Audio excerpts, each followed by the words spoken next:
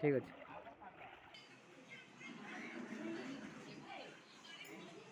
ଜାଣିଲ ତ 87 ବଦା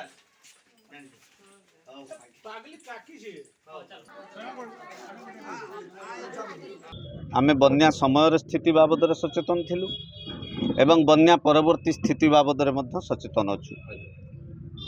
ବନ୍ୟା ଛାଡ଼ିବା ପରେ ଯେତେବେଳେ ବନ୍ୟା ଜଳ ହ୍ରାସ ପାଏ ସେତେବେଳେ ଲୋକଙ୍କର ଦୁର୍ଦ୍ଦଶା ମଧ୍ୟ ବଢ଼ିଯାଏ। ଇଏ ଗୋଟେ ସମୟର କଥା, ଏଟା ପ୍ରତି ସମୟରେ ହୁଏ। ବନ୍ୟା ଛାଡ଼ିଲେ ଲୋକଙ୍କର ଦୁର୍ଦ୍ଦଶା ବଢ଼େ। ସେହି ଦୃଷ୍ଟିରୁ ଭୋଗରାଇରେ ବନ୍ୟା କ୍ଷତିଗ୍ରସ୍ତ ଲୋକଙ୍କର ଦୁର୍ଦ୍ଦଶା ଏବେ ବଢ଼ିଛି।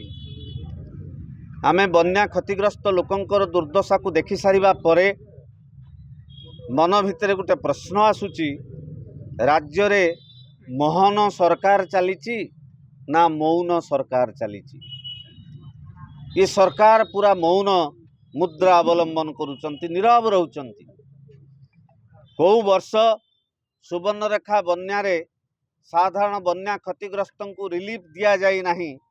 बोध हुए ए वर्ष प्रथम व्यतिक्रम।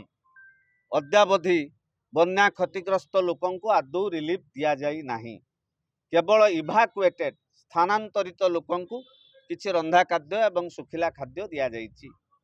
ठीक अच्छी, किंतु जो माने स्थानांतरित हो नाहंती, निज गरु छेली को जगिचंती, निज घरर गहना निज घरर समस्त स्थावर अस्थावर संपत्ति को जगिकी घर छाड़िकी जाई पारि नाहंती, सेमानंक पाखरे मुठाए चूड़ा मध्य सरकार पहुंचेबार अक्षम होइचंती, टिके चाउल मध्य पहुंचेबार अक्षम होइचंती।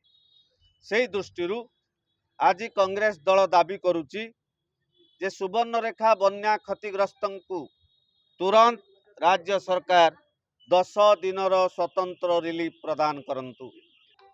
तेणु सुवर्णरेखा संस्कार योजना को तुरंत कार्यकारी करने दिगरे कांग्रेस दल दृढ़ दाबी करुची। तेणु वर्षा जल निष्कासन पाई मध्य गोटे स्वतंत्र योजना राज्य सरकार प्रशासनिक अनुमोदन गत सरकार समय शेष करा जाइथिला बोली आमे शुणुचु। केते सत केते मिछ कार्यकारी हेले जना पड़िबो।